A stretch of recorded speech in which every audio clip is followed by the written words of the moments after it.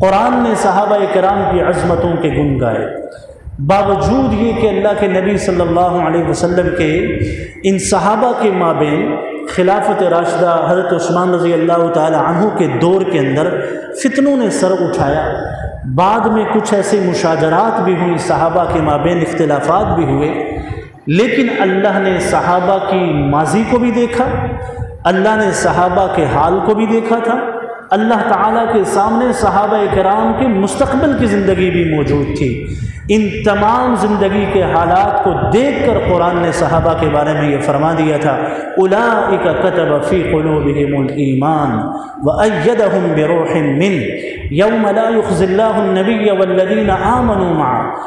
اللہ تعالیٰ نے ان کے ایمان کی گواہی دی، اللہ نے ان صحابہ کرام کو ایمان کا معیار کہا، اللہ نے ان صحابہ کرام کو رشد و ہدایت کا پیمبر کہا، فلاح کا کی ایک علامت صحابہ کو بتلایا، اور پھر فرمایا کہ اے نبی قیامت کے دن اللہ نہ آپ کو رسوا کریں گے، نہ آپ کی جماعت کے ان مقدس صحابہ کو اللہ قیامت کے دن رسوا نہیں کریں گے۔ تو اللہ کے سامنے صحابہ کی زندگی کی ابتدا بھی تھی، انتہا بھی تھی، تو اس ابتدا اور انتہا کو دیکھ کر بھی اللہ نے ان کے ایمان کی گواہی دی، معیار ایمان قرار دیا۔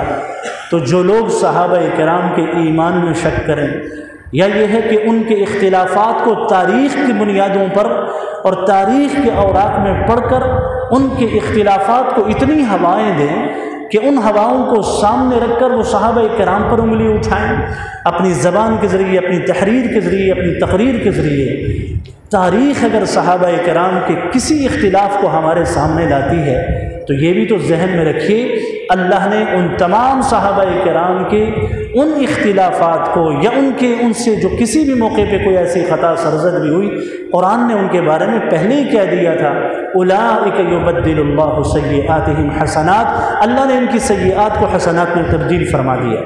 اور ایک بڑی عجیب بات اہل علم بھی ارشاد فرماتے ہیں کہ صحابہ کرام نے اتنی بڑی بڑی نیکیاں کی، اللہ کے نبی کے ساتھ جہاد کیا، خود پیغمبر مصطفیٰ فرماتے ہیں، اے میری امت کے لوگوں، اگر تم احد کے پہاڑ کے برابر بھی سونا صدقہ کر دو تو میرے صحابی کے ایک مد صدقے کے برابر تمہارا یہ صدقہ نہیں پہنچ سکتا۔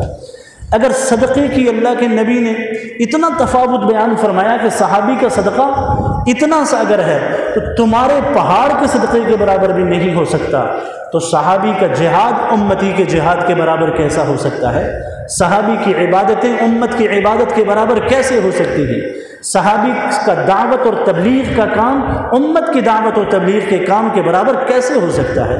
جب اللہ کے نبی نے اتنا تفاوت بیان فرما دیا پر یہ بات سمجھ میں آتی ہے کہ اللہ کے نبی کے صحابہ کی اتنی عظیم الشان نیکیاں تھیں کہ اگر ان سے کوئی خطا بھول چوک کہیں سرزد بھی ہوئی، کوئی غلطی ہوئی بھی ہے تو اللہ نے ان کی نیکیوں کے اندر ان غلطیوں کو چھپا دیا ہے۔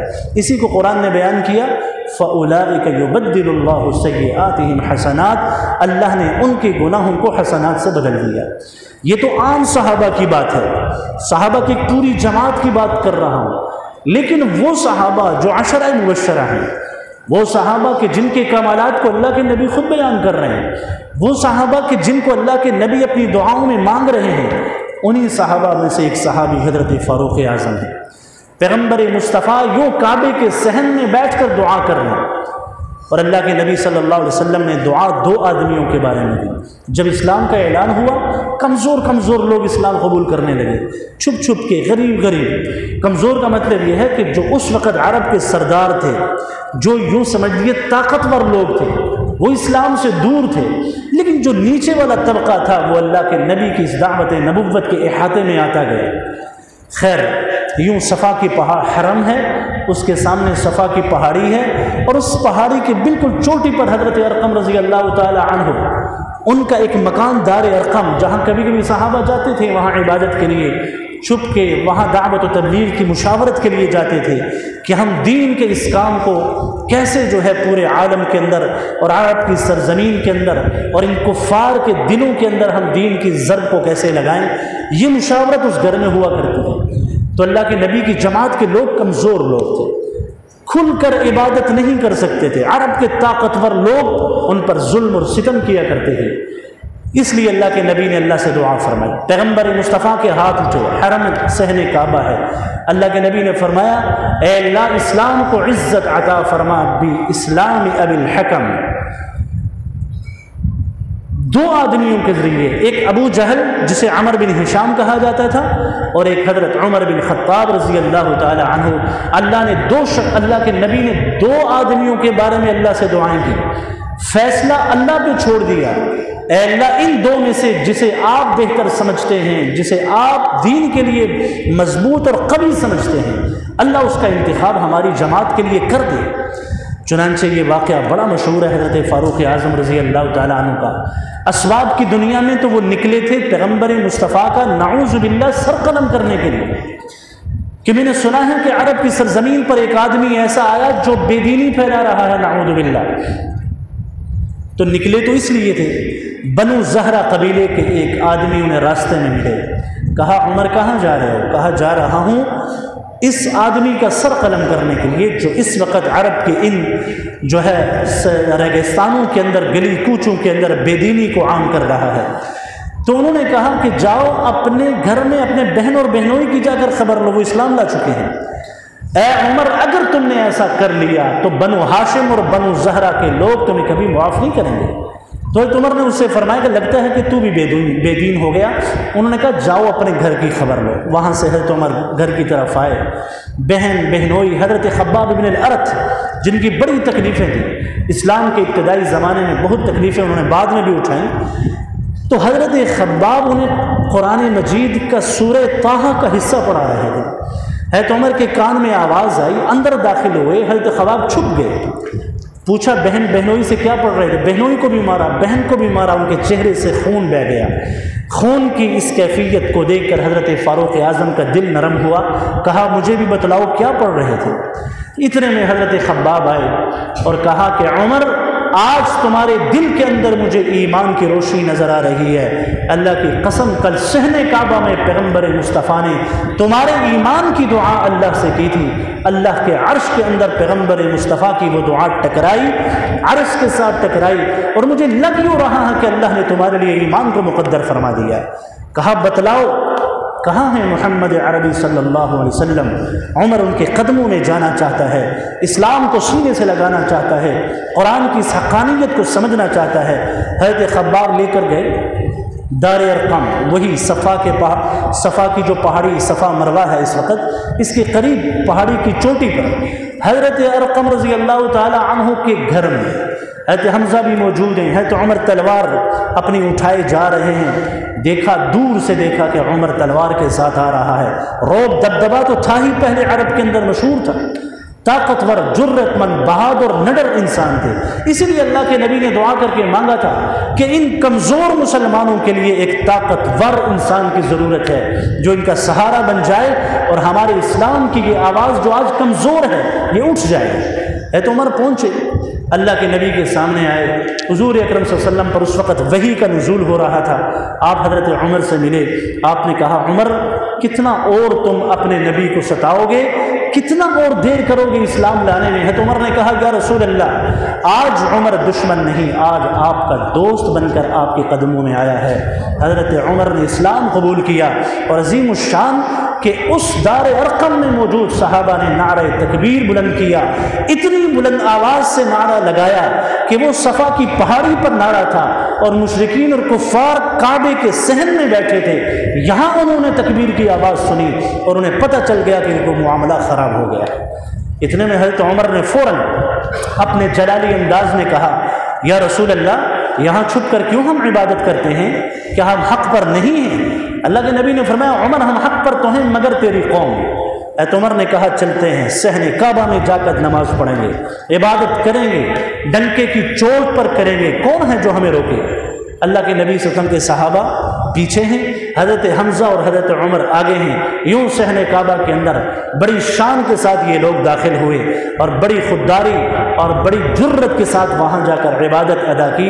تو اللہ کے نبی صلی اللہ علیہ وسلم کی وہ دعا جو آقا نے کعبے کے صحن میں اللہ سے مانگی تھی، حضرت عمر کے اسلام لانے سے اسلام کو اللہ نے وہ قوت، وہ عزت، وہ شرف، وہ عظمت اور وہ منزلت اللہ نے عطا فرمائی. یہ فاروق اعظم رضی اللہ تعالیٰ عنہ اسلام جب قبول کیا، اللہ کے نبی نے حضرت فاروق اعظم کے بڑے عظیم الشان کمالات بیان فرمائے۔ کہا عمر، بخاری کی روایت ہے، کہا عمر جس راستے سے تم گزرتے ہو شیطان اس راستے سے نہیں گزرتا، اس لیے کہ تمہارا جلال اتنا ہے کہ شیطان بھی اس راستے کو چھوڑ دیتا ہے۔ اللہ تعالیٰ نے وہ جرت عطا فرمایا، وہ رعب اور دبدبہ عطا فرمایا، لیکن اس کے باوجود یہ نہیں کہ جلال ہی جلال تھا، اس کے باوجود علامہ ابن کثیر لکھتے ہیں البدایہ والنہایہ کے اندر، ایک وقت ایک دن حضرت فاروق اعظم سورہ طور کی اس آیت پہ پہنچے، ان عذاب ربک لواقع ما له من دافع، تیرے رب کا عذاب یقیناً آنے والا ہے، اسے کوئی روکنے والا نہیں۔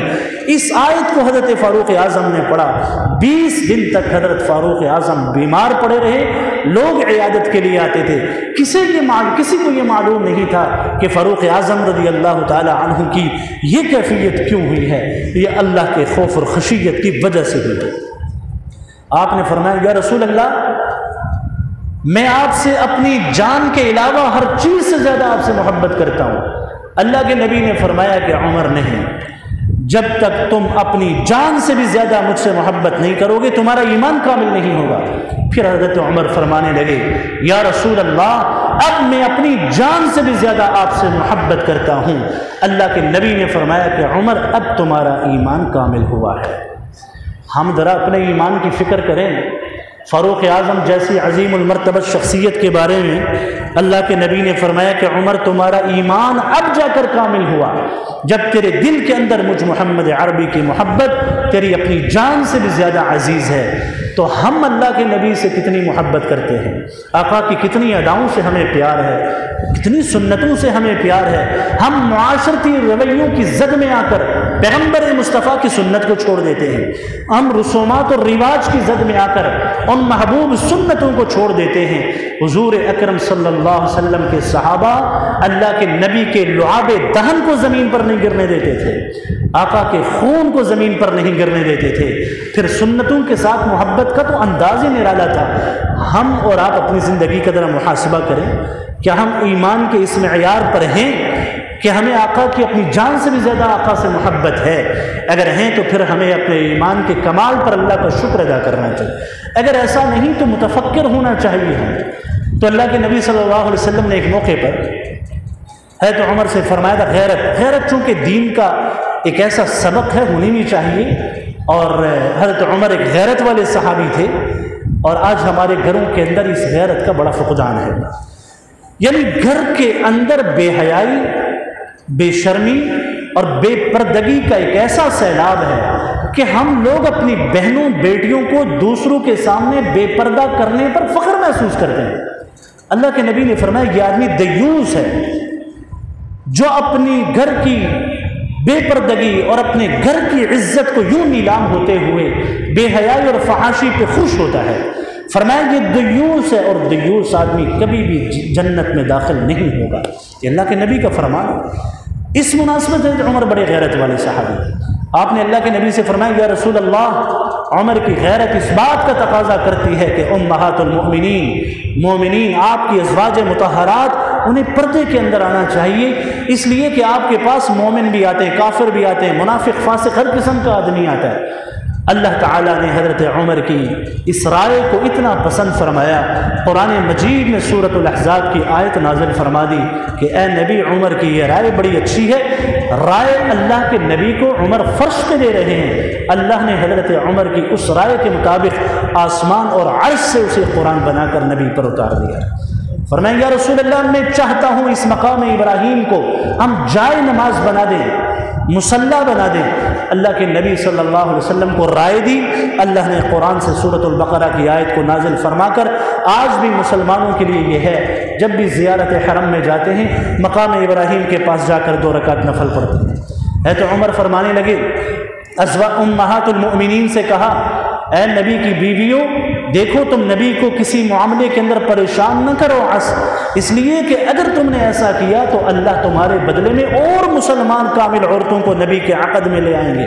یہ بات حضرت عمر نے کہی اللہ نے قرآن بنا کر سورۃ التحریم کو نازل فرما دیا، عسى ربه ان طلقكن ان يبدله ازواجا خيرا منكن مسلمات مؤمنات قانتات، اگر تم نے ایسا کیا تو اللہ تعالیٰ مسلمات مؤمنات اور قانتات عورتیں نبی کے حرم میں لے کر آئیں گے۔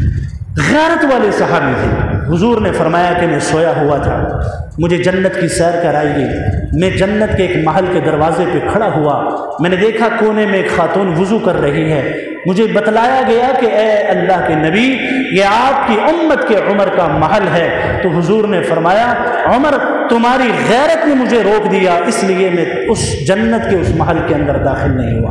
حضرت عمر کو جب یہ بات کی تو حضرت عمر فرمانے لگے یا رسول اللہ میں آپ پہ غیرت کرتا، یہ کیسے ہو سکتا ہے؟ خیر اللہ کے نبی صلی اللہ علیہ وسلم نے حضرت فاروق اعظم کے بڑے کمالات کو بیان فرمایا، بڑی شان کو بیان فرمایا، ان کی محبت کو بیان فرمایا، اور حضرت فاروق اعظم رضی اللہ تعالی عنہ پھر ایک وقت ایسا آتا ہے، حضرت ابوبکر صدیق رضی اللہ تعالی عنہ کی خلافت کا اشارہ خود اللہ کے نبی نے دیا، حضرت عمر کی خلافت کا اشارہ حضرت ابوبکر صدیق نے دیا، چونکہ خلافت کا جو انتخاب ہوتا تھا اس میں دو باتیں ہوتی تھیں، ایک تو یہ کہ سابقہ خود اشارہ کر دیتا تھا کہ اس کو خلیفہ بنا دیا جائے، جیسے حضرت ابوبکر صدیق کی خلافت کے اشارے ملے، حضرت فاروق اعظم کی خلافت کے اشارے ملے، کسی نے کہا حضرت ابوبکر صدیق سے عمر تو بہت جلالی ہیں، سخت ہیں، ان کو خلیفہ بنا دیا گیا تو کہیں ایسا نہ ہو کہ یہ اپنی رعایا پر سختی کریں، تو حضرت ابوبکر نے فرمایا عمر کے اندر جو جلال اور سختی تھی وہ میری نرمی کی وجہ سے تھی۔ خود حضرت عمر فرمانے لگے اللہ کے نبی کی نرمی اور شفقت اور پیغمبر مصطفیٰ کے عظیم الشان صحابی حضرت ابوبکر کی نرمی کی وجہ سے لوگوں میں جو نرمی تھی میں نے اس لیے اپنے مزاج کے اندر سختی کو رکھا تھا۔ اب جب عمر اقتدار اور خلافت کے منصب پر آ گیا، آپ نے کھڑے ہو کر خطبہ دیا، کہا لوگو اگر میں تمہیں سیرت نبوی سے ہٹ کر کہوں کہ تم ایسا چلو، تم میں سے کون ہے جو مجھے روکے گا؟ اب مجمع خاموش ہے، کیونکہ حضرت عمر کا بڑا روب تھا۔ ایک نوجوان کھڑا ہوا، تلوار نکالی اور کہا کہ اے امیر المؤمنین اگر آپ نے ہمیں دین کے سے ہٹ کر ایک بات کا بھی حکم دیا میری تلوار آپ کا سر تن سے جدا کر دے گی۔ حضرت عمر کہنے لگے اب مجھے اطمینان ہو گیا ہے کہ میں اگر اپنے دور خلافت میں کوئی کسی ایسے کام کا حکم کسی کو دے دیتا ہوں تو مجھے یہ ڈر ہوگا کہ میری رعایا کے اندر اللہ نے ایسے غیرت مند صحابہ بھی پیدا کیے ہیں جو مجھے دین کے راستے سے مجھے بھی روکنے کی جو ہے وہ ہمت اور صلاحیت رکھتے ہیں۔ آپ کے نظام حکومت 22 لاکھ مربع میل کے حکمران، 10 سال خلافت کی، دنیا کے اندر بڑے بڑے بادشاہ آئے، آپ نے دیکھا سکندر اعظم کا نام سنا، تیمور لنگ کا نام سنا، چنگیز کا نام سنا، ہلاکو کا نام سنا، اور دور حاضر کے بادشاہ ظالموں کو بھی ہم جانتے ہیں، لیکن ان سب بادشاہوں نے جن علاقوں کو فتح کیا خون کی ندیاں بہائیں، انسانوں کی کھوپڑیاں راستوں میں ملا کرتی تھی، ندی نالوں سے خون ہمیں نظر آتا تھا، لیکن فاروق اعظم رضی اللہ تعالی عنہ مکہ ہے، شام کی سرزمین، فلسطین کی سرزمین، عراق کے اندر بصرہ ہے، کوفہ ہے، آذربائیجان، آرمینیا، 22 لاکھ مربع میل کا یہ حکمران، لیکن ان تمام فتوحات کے اندر ظلم کا ایک باب بھی حضرت عمر نے قائم نہیں ہونے دیا، بغیر ظلم کے، ظلم اور تعدی کیے بغیر اسلام کی اس عظیم الشان سلطنت کو انہوں نے وسیع کیا۔ اور اللہ کے نبی صلی اللہ علیہ وسلم سے جس نظام عدل کو حضرت عمر نے سیکھا وہ نظام عدل حضرت عمر کی اپنی سلطنت کی ایک عظیم الشان پہچان ہوا کرتی تھی۔ اللہ کے نبی نے فرمایا تھا نا کہ عمر تم فاروق ہو، یہ لقب حضرت عمر کو ملا، نام عمر بن خطاب، ابو حفص کنیت، لقب کیا دیا؟ فاروق تم لقب ہو، کیوں؟ کہ اللہ نے تمہارے ذریعے حق و باطل کا فرق کر دیا ہے، تم نے حق کو الگ کر دیا، باطل کو الگ کر دیا۔ 10 سال تک سلطنت کے حکمران رہے، نظام عدل کو قائم کیا، جس علاقے میں گورنر ہوتا تھا اس گورنر کی تقرری سے پہلے اس گورنر کی تمام تر جائیداد مال و دولت کا حساب کر کے لکھ لیا کرتے تھے، جب وہ گورنری سے معزول ہوتا یا اس کا وقت مکمل ہوتا تو دیکھتے کہ اس کی دولت کے اندر کتنا اضافہ ہوا اور کہتے کہ یہ اضافہ گورنری کی وجہ سے ہوا، اصل دولت تمہاری یہ ہے اور تم اسی پر جو ہے وہ قائم رہو گے۔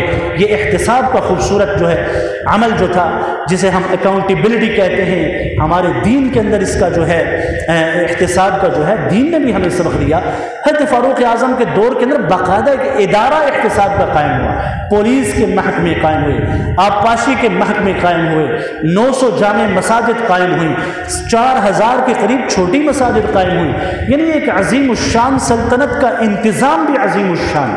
اللہ کے نبی صلی اللہ علیہ وسلم نے چونکہ اپنی زندگی میں یہ شہادت کی ایک نوید سنائی تھی، آپ نے خواب میں دیکھا کہ مجھے ایک سرخ مرغ جو ہے وہ پیٹ کے اندر 3 چونچے مار رہا ہے، تو آپ نے صحابہ کے سامنے اس کی تعبیر یہ بیان فرمائی، لگتا یہ ہے کہ میری زندگی کا یہ آخری وقت ہے، فجر کی نماز میں اٹھے، چونکہ حضرت عمر صبح سویرا اٹھا کرتے تھے، اٹھ کے مسجد کی طرف چلے، وہاں صحابہ کی جا کر صفیں درست فرمائیں، صحابہ جو سوئے تھے انہیں اٹھایا، صفیں درست فرمائیں، فجر کی نماز کا وقت ہوا تو ایک مجوسی غلام، حضرت مغیرہ کا غلام، اپنے خنجر کو زہر کے اندر خوب یوں سمجھ لیجئے تر کر کے محراب کے اندر چھپا تھا۔ جیسے ہی حضرت عمر امامت اور نماز کے لیے آگے بڑھے، اس نے 3 خنجر حضرت عمر کے پیٹ کے اندر اور سینے میں پیوست کیے، حضرت عمر وہاں گرے، اس نے بھاگنے کی کوشش کی، بھاگتے بھاگتے 13 صحابہ کو اس نے زخمی کیا، جن میں سے 7 صحابہ شہید ہوئے اور 3 باقی جو صحابہ تھے وہ زخمی ہوئے۔ پھر اس نے جب دیکھا کہ میرے لیے بھاگنا مشکل ہے، پھر وہی خنجر سے اس نے اپنے آپ کو اسی خنجر سے مار کر خودکشی کر لی۔ تو یہ حضرت فاروق اعظم رضی اللہ تعالی عنہ کو اللہ کے نبی کے شہر کے اندر، اللہ کے نبی کے شہر میں مسجد کے اندر اور نماز کی حالت کے اندر گویا اللہ نے شہادت کا جام نصیب فرما دیا۔ 5 دن کے بعد جو ہے حضرت عمر رضی اللہ تعالی عنہ اللہ کے پاس پہنچے، حضرت صہیب رضی اللہ تعالی عنہ نے نماز جنازہ پڑھائی، اور آج اللہ کے نبی کے پہلو میں حضرت عمر مدفون ہیں۔ یہ وہ عظیم المرتبہ شخصیات تھیں جن کی زندگی سے یہ سبق ملتا ہے، محبت نبوی دل کے اندر ایسی پیدا کر لی جائے جیسے فاروق اعظم کی تھی، عدل کے معیار کو معاشرے میں ایسے قائم کر لیا جائے جیسے حضرت فاروق اعظم کو اللہ نے عدل کے اس عظیم الشان صفت سے مالا مال فرمایا تھا۔ دین کے لیے غیرت کا جذبہ فاروق اعظم والا ہونا چاہیے، جرت، نڈر، بہادری والے جذبات فاروق اعظم والے ہونے چاہیے۔ اللہ جل جلالہ ہم سب کو ان صفات اور ان کمالات سے متصف فرمائے۔ سنتیں پڑھیں۔